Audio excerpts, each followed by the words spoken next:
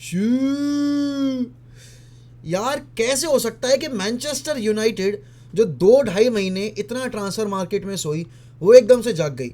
मतलब मेरा क्लब इतना निहायती अड़ियल क्लब, निहायती एकदम एक ऐसा क्लब है ना जो वक्त रहते जागता नहीं है, लेकिन इस बार क्योंकि उनको पता है, ठीक है ना, कि ग्लेजर्स के अगेंस्ट कितना तगड़ा प्रोटेस्ट होने वाला है, कितना सोशल मीडिया पर इनके अगेंस्ट एक रिवॉल्ट शुरू हुआ है, और दिस इज़ हाई टाइम जब यहाँ पर यूनाइटेड का फैन बेस एक साथ खड़ा होकर इनको धक्के मारकर क्लब से बाहर निकाले। और इस पर ये होता है ना कि चीज़ें टूट जाती हैं, आप फेविक्विक से जोड़ने की कोशिश करते हो, तो यहाँ पर ग्लेजर्स अभी फेविक्विक यूज़ कर रहे हैं ट्रांसफर मार्केट में, और यूनाइटेड के फैंस को थोड़ा शांत करने की कोशिश की जा रही है। कैसेमीरो का ऑफिशियल जो अनाउंसमेंट था वो आ चुका है, वो कल वेबसाइट पर यूनाइटेड की ऑफिशियली आ चुका है। उसके बाद, जी हाँ भाई, उसके बाद दिन इतना अच्छा था, जन्माष्टमी का मौका था, आपका जुमा भी था, ठीक है ना, एक ऐसे पावर अफसर पर हमने 30,000 सब्सक्राइबर्स भी पूरे किए। First of all thank you so much for the continuous support. लेकिन वो बात की बात है, मुद्दे पर आते हैं। यूनाइटेड एंटनी के लिए दोबारा गई है मार्केट में। उन्होंने ना सिर्फ एंटनी के लिए बिड लॉन्च की है, उन्होंने गेक्पो के लिए भी ऑफिशियल बिड जो है वहाँ पीएसवी पे सबमिट कर दी है। अभी देखने वाली बात जो है वो ये कि इस पॉइंट ऑफ टाइम पर जब यूनाइटेड को मार्केट में अर्जेंसी दिखानी थी इतने टाइम से, तब वो नहीं दिखाई उन्होंने। अब जब उनको पता है एक्चुअली में कि उनके सर पर तलवार लटक रही है, ग्लेजर्स की ओनरशिप पे खतरा मंडरा रहा है, और दिन पे दिन प्रेशर उनके ऊपर चलता चला जा रहा है, वहाँ पर वो इन साइनिंग्स के लिए पुश कर रहे हैं। बट मैं एक फ़ैन की तरह अगर सोचूं, मुझे ग्लेजर्स को बाहर निकालना है, बट मुझे मेरे मैनेजर को भी अच्छी साइनिंग्स लाकर देनी है, जिससे कि वो यूनाइटेड को एक कॉम्पिटिटिव टीम बना पाएँ और यूरोपा लीग में और अगली साल के टॉप 4 में कंटेंशन में खुद को वापस से उतार पाएँ। क्योंकि इस पॉइंट ऑफ टाइम तक यूनाइटेड के पास जो प्लेयर्स हैं वो इतने अच्छे नहीं हैं कि हम टॉप 6 छोड़ो, टॉप 10 के लिए भी compete कर पाए, क्योंकि हमसे जो कमज़ोर टीमें भी हैं in terms of their status, वो भी हमसे बेटर पोजीशन में बैठी हुई हैं। यूनाइटेड को अभी लिवरपूल से खेलना है परसों, और किसी भी यूनाइटेड फैन के मन में अभी ये उम्मीद नहीं है, ये आशा की किरण नहीं है कि हम जीत जाएंगे। अब जो देखने वाली बात है वो ये है कि यूनाइटेड जो एंटनी डील के लिए गई है, वहाँ सब ये कह रहे हैं कि आपको ओवर पे करना पड़ रहा है, आपको ओवर पे करना पड़ रहा है, एंटनी 50 मिलियन का प्लेयर है, इससे ज़्यादा नहीं देने चाहिए, ऐसा नहीं करना चाहिए, वैसा नहीं करना चाहिए, जिससे मैं भी एग्री करता हूँ। बट मुझे आप एक चीज़ बताओ, जब आपके क्लब के पास चैंपियंस लीग फुटबॉल नहीं है और आप अगस्त के महीने में जा रहे हो एक प्लेयर को लाने के लिए, और जो सेलिंग क्लब है उसकी कोई मजबूरी नहीं है प्लेयर को बेचना, तो वो क्यों अपना घाटा होके और हमें प्लेयर सस्ते में बेच देगा? भले ही एडविन वेंडर सार के हमसे कितनी भी अच्छी रिलेशनशिप हो, लेकिन इसका मतलब ये नहीं कि वो अपने करंट क्लब को घाटे की सौदा करने के लिए मजबूर करेंगे। और यही एक फैक्टर है क्यों यूनाइटेड इस टाइम पर मुंह की खा रहा है हर जगह जहां भी वो प्लेयर के लिए अप्रोच कर रहे हैं। क्यों हमने कैसेमीरो के लिए 60 मिलियन पे 70 मिलियन पे किए है, प्लस 10 मिलियन एडॉन्स पे फी पे की है हमने, 60 की है और 10 मिलियन एड ऑन फी है, जो भी है, ठीक है ना। उसके बाद अगर मैं यहाँ पर अभी गेक्पो वाली डील देखूँ, तो गेक्पो की डील में भी पीएसवी अभी हमारी बिड को एक्सेप्ट करने को तैयार नहीं है, क्योंकि उनका जो क्वालिफायर मैच है उसमें वो पहले अपने आप को उतारना चाहते हैं और उसके बाद वो डिसाइड करेंगे उन्हें गेक्पो को बेचना है या नहीं बेचना है। लेकिन भाई 100 बात की एक बात, यहाँ पर मैं एरिक टेन हैग के लिए बहुत ही ज़्यादा खुश हूँ, क्योंकि वो ये साइनिंग्स डिज़र्व करता है। उसने पब्लिकली आकर ब्रेंटफोर्ड वाले गेम के बाद बोला था कि this lot is not good enough, we need players and we need quality players. Casemiro की डील ये होने के बाद एक चीज़ तय है कि आखिरकार अंत आएगा मैकफ्रेड के कॉम्बिनेशन का। और यहाँ पर जो कैसेमीरो की डील से एक कनेक्शन डेवलप हो रहा है, वो आप ये भी कह सकते हो कि कैसेमीरो की डील जब फाइनलाइज हुई है तो उसने यूनाइटेड में अपने 2 फॉर्मर जो टीममेट्स हैं उनसे ज़रूर बात की होगी, और उनमें एक नाम रोनाल्डो का भी आता है। वरान ने अपनी खुशी जाहिर कर दी कल अपने इंस्टाग्राम पोस्ट में और अपनी इंस्टाग्राम स्टोरी में, जब उन्होंने फाइनली ये कह दिया कि भाई दुख भरे दिन बीते रे भैया, अब मैकफ्रेड से छुटकारा पायो रे। और यहाँ पर अब क्योंकि कैसेमीरो आ चुके हैं, बहुत सारे लोगों की ये शिकायत है कि कैसेमीरो को साइन करके हम बिल्ड नहीं कर पाएंगे, he is not a ball carrier, this and that. First of all we were without a proper number 6 since 2016 जब से कैरिक रिटायर हुए। दूसरी चीज़, कैसेमीरो और फ्रेंकी डियोंग की प्लेयर प्रोफाइल एंटायरली डिफरेंट है। उसके अलावा एक और चीज़ जो देखने वाली है कि यहाँ पर आप सिर्फ एक सीडीएम प्लेयर लेकर नहीं आ रहे हो, यहाँ पर आप एक लीडर लेकर आ रहे हो, जो कि आपकी टीम में उस चीज़ की कमी दिखती है। आपके पास कितने कितने प्लेयर्स ऐसे हैं जो कि लीडर की तरह बिहेव कर सकते हैं। Casemiro is one of those player जिसने रियल मैड्रिड के उस ड्रेसिंग रूम में लीडर की तरह बिहेव किया है, चाहे वो प्रेजेंस इन सर्जियो रैमोस हो या फिर आफ्टर हिज डिपार्चर हो। और यहाँ पर और रियल मैड्रिड की एक अच्छी बात पता है क्या है, वहाँ हर एक प्लेयर एक लीडर है।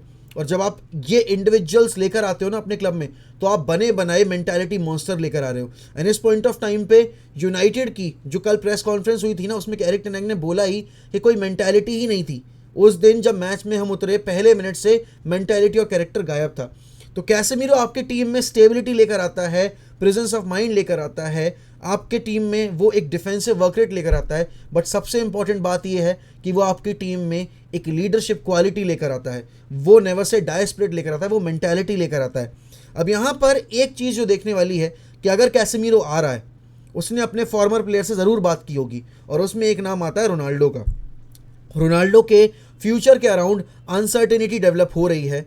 अब यहाँ पर कल एरिक टेन हैग का जो एक इंटरव्यू था गैरी नेविल और आपके जेमी कैरेगर से, तो उसमें जब गैरी नेविल ने पूछा और जेमी कैरेगर ने पूछा कि ये जो रोनाल्डो ने बात बोली है कि 2 हफ्ते में वो एक इंटरव्यू देंगे, तो आप क्या उससे इंटरप्रेट कर रहे हो, तो मेरे मैनेजर ने वही जवाब दिया जो कि एक फ़ैन सुनना चाहता है। उन्होंने कहा कि रोनाल्डो ये कर खुद को क्या मतलब किस तरीके से इस चीज़ को वो करना चाह रहे हैं। अब यहाँ पर देखो, उस इंटरव्यू का किसी को नहीं पता कि उस इंटरव्यू में रोनाल्डो क्या बोलने वाले हैं। वो इंटरव्यू पब्लिक इंटरव्यू होगा दूसरे न्यूज़ एजेंसीज़ के लिए, या फिर वो MUTV का एक रजिस्टर्ड इंटरव्यू जो कि अभी पेंडिंग में है वो होने वाला है। क्योंकि देखो, बहुत सारे लोग ये अजम्पशन लगा रहे हैं कि रोनाल्डो अगर क्लब छोड़ के जाएगा तो वो ग्लेजर्स को नंगा कर देगा। रोनाल्डो ऐसा नहीं है कि वो फॉर्मर अपने क्लब्स को डिफेम करने की कोशिश करे, भले ही वो क्लब्स कैसे भी हों, उनके ओनर्स कैसे भी हों। यहाँ पर जब रियल मैड्रिड छोड़ी थी तब भी फ्लोरेंटिनो पेरेस को लेकर उसने आज तक एक भी ऐसा स्टेटमेंट नहीं दिया है जहाँ पर उसने रियल मैड्रिड की इमेज या फिर फ्लोरेंटिनो पेरेस की इमेज को टार्निश करने की कोशिश की हो। तो जो भी लोग ये सोच रहे हैं कि रोनाल्डो ग्लेजर्स के अगेंस्ट कुछ बोलेगा, क्लब में टीममेट्स के अगेंस्ट कुछ बोलेगा, वो नहीं बोलने वाला। उसको जो बोलना है वो ओपनली आकर बोल देता है। लेकिन जो चीज़ आप देख सकते हो उस इंटरव्यू में, जो आप एक्सपेक्ट कर सकते हो, वो है कि जो मीडिया में धांधलेबाजी चलती है और ये एजेंडाज जो रन होते हैं मीडिया आउटलेट्स में अगेंस्ट हिम, वो उनको अपना बैकलैश देगा और उनको एक्सपोज करने की कोशिश करेगा। उसके अलावा कुछ नहीं होने वाला है। लेकिन डॉर्टमंड के साथ जो लिंक आए थे वो एक तरीके से ठंडे कर दिए डॉर्टमंड के CEO ने, क्योंकि उन्होंने पब्लिकली बोला कि देखो, ये सुनने में जितना एक्साइटिंग लगता है ना कि रोनाल्डो डॉर्टमंड आने वाला है, ये रियलिस्टिकली कर पाना बहुत ज़्यादा डिफ़िकल्ट भी है। क्योंकि एक तो आपका जो फाइनेंशियल सेटअप है वो इस चीज़ की अलाउंस नहीं देता है कि रोनाल्डो जिस सैलरी पर हैं उनको आप अफोर्ड कर पाओ। दूसरी चीज़ यहाँ पर ये भी है कि एज भी एक फैक्टर है। उन्होंने ये बोला नहीं है, बट ऑब्वियस सी बात है, डॉर्टमंड जैसा क्लब जो कि कभी भी ऐसे प्लेयर्स पर गैम्बल नहीं खेलता है, there is a very little chance कि डॉर्टमंड में रोनाल्डो जो हैं वो जाएंगे। हाई पॉसिबिलिटी अभी इसी चीज़ की है कि रोनाल्डो यूनाइटेड में रुक जाएंगे, और कैसेमीरो की साइनिंग के बाद थोड़ा सा एक और उम्मीद की किरण जगी है यूनाइटेड की फैन बेस के अंदर कि रोनाल्डो का रुकना थोड़ा सा लगभग तैसा होता दिख सकता है। लेकिन इसके अलावा भाई एक और मैसिव अपडेट है, और वो ये है कि स्कॉट मैकटोमिने के लिए ऑफर आया है न्यूकासल से 40 मिलियन का। अब यहाँ पर देखो, 40 मिलियन तो जो फॉर्मर ऑफर था उसी को कोट किया गया है। हमें नहीं पता कि एक्चुअल जो प्राइस है वो कितना ऑफर कर रही है न्यूकासल, लेकिन यूनाइटेड वो बिड रिजेक्ट करने को तैयार है। यूनाइटेड उनको सिर्फ और सिर्फ लोन पे भेजने को तैयार है। यहाँ पर स्कॉट मैकटोमिने जैसा प्लेयर, जो कि अगर मैं एज अ फैन देख रहा हूँ, ठीक है ना, वो मुझे कुछ डिलीवर करता नहीं दिखता। अब मैनेजर के पर्सपेक्टिव में और एक फ़ैन के पर्सपेक्टिव में ज़मीन आसमान का अंतर होता है। लेकिन अगर मैं एक मैनेजर के तौर पर इस चीज़ को देख रहा हूँ कि मुझे मैकटोमिने को रोक कर क्या हासिल हो रहा है, तो बेसिकली मैं क्या कर रहा हूँ, मैं जेम्स गार्डनर के करियर का गला घोट रहा हूँ। और यहाँ पर जेम्स गार्डनर को जाने देने को तैयार है यूनाइटेड, लेकिन स्कॉट मैकटोमिने को नहीं। आई थिंक इसका उल्टा होना चाहिए, और जेम्स गार्डनर को रोकना चाहिए यूनाइटेड को, और स्कॉट मैकटोमिने को जाने देना चाहिए। लेकिन वही बात है कि यूनाइटेड एक ऐसा क्लब है जो सही टाइम पर सही गलतियां करता है। सही गलतियां मतलब जो उन्हें नहीं करनी चाहिए। गलतियां अच्छी और बुरी नहीं होती, लेकिन सही गलतियां ये होती हैं जो बाकी क्लब्स के लिए बहुत सही हो। इस पॉइंट ऑफ टाइम पर अगर कोई क्लब है और वो गार्डनर की प्रोग्रेस में दिनों देख रहा है, मॉनिटर कर रहा है, तो ऑब्वियस ही बात है इस सिचुएशन पे पाउंस करना चाहेंगे कि let's bring James Gardner on. अब यहाँ पर कल एक शॉकिंग सी न्यूज़ आती है, और उस शॉकिंग सी न्यूज़ को अगर मैं बयां करूं शब्दों में तो वो इतनी अनरियलिस्टिक है जिसका मैं अंदाज़ा नहीं लगा सकता। चेल्सी ने हैरी मैग्वायर के लिए इंक्वायरी डाली थी और चेल्सी की उस इंक्वायरी में एक रियलिस्टिक अप्रोच था। वो चाहते थे कि हैरी मैग्वायर को वो लुभा कर अपने क्लब में लेकर आए। देखो यार, लेकिन पता है बात क्या है, कोई और मतलब अभी सिनेरियो होता, कोई और कंडीशन होती तो मैं कह भी देता कि ठीक है हैरी मैग्वायर को ऑफलोड कर सकते हैं, लेकिन आपके एरिक बाई की जो फ्यूचर में है अभी सर्टेन, मतलब एक तरीके से जो फ्यूचर का एक क्लियर पिक्चर है वो अनसर्टेन है कि वो रुकेंगे या वो जाएंगे। जोन्स को ऑब्वियस ही बात है मौका नहीं मिलने वाला क्लब में। एक्सेल टॉन्जे भी ज़िंदगी भर इंजर्ड ही रहे जब से उन्होंने यूनाइटेड में कदम रखा है। तो इस पॉइंट ऑफ टाइम पर यूनाइटेड की तरफ से अगर मैं देखूं तो ये बहुत ही एक अनरियलिस्टिक सी डील हो जाएगी अगर वो अलाउ कर देंगे हैरी मैग्वायर को यहाँ से अपने क्लब से जाने देना। यहाँ पर देखो हैरी मैग्वायर को कैप्टनशिप से तो हटाना पड़ेगा। जब आपकी टीम में कैसेमीरो हो, राफेल वरान हो और आपकी टीम में रोनाल्डो हो, तो आप किसी भी तरह से ये चीज़ नहीं कर सकते कि आप ये कह दो कि नहीं ठीक है 14 चैंपियंस लीग के विनर्स हैं हमारे पास, बट कंबाइंड अगर मैं बात करूँ और उसकी जगह पर मैं एक हैरी मैग्वायर, ठीक है ना, हैरी मैग्वायर जैसे प्लेयर को कैप्टन आर्मबैंड दूंगा, क्योंकि कैप्टन आर्मबैंड देने में गड़बड़ी नहीं है लेकिन कैरेक्टर में गड़बड़ी है। ही is not vocal, he is not the one जो कि एक एग्जाम्पल सेट करे बाकी लोगों के लिए। I think it's high time if Ronaldo is staying then Ronaldo should be the captain, and if Ronaldo is not going to be the captain, I would happily give the armband to Rafael Varane, because he is one of the best players। अगर मैं बात करूं leadership quality में, also Casemiro को भी आप दे सकते हो ना। Most of you will say but Casemiro क्यों, वो भी तो नया प्लेयर है, but who else would you want to lead to lead this team.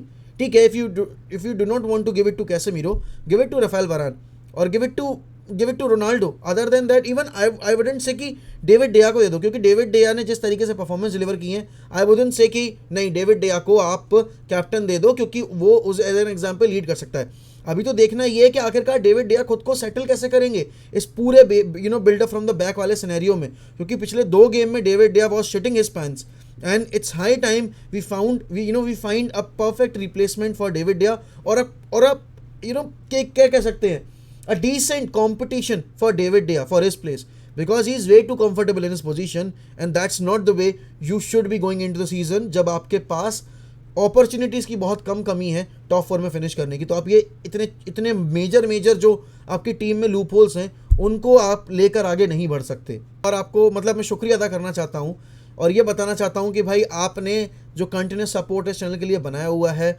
उसके लिए मैं तहे दिल से शुक्रिया हूँ और मतलब तहे दिल से आपका धन्यवाद अदा करता हूँ। एंड इसी तरीके से सपोर्ट करते रहिए। Keep on supporting 1MEFC, keep on supporting Manchester United. We will always keep the red flag flying high guys, as Manchester United will never die.